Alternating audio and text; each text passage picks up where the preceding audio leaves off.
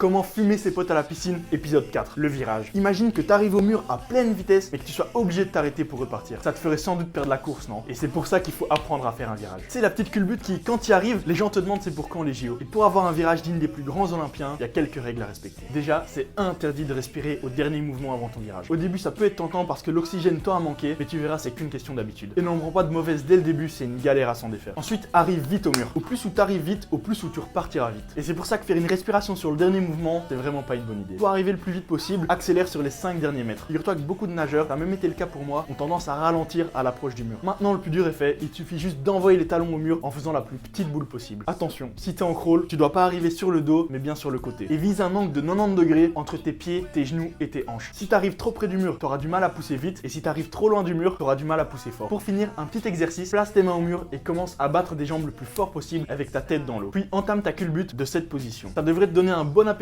de la distance optimale et en plus ça t'habitue à pas respirer avant ta culbute.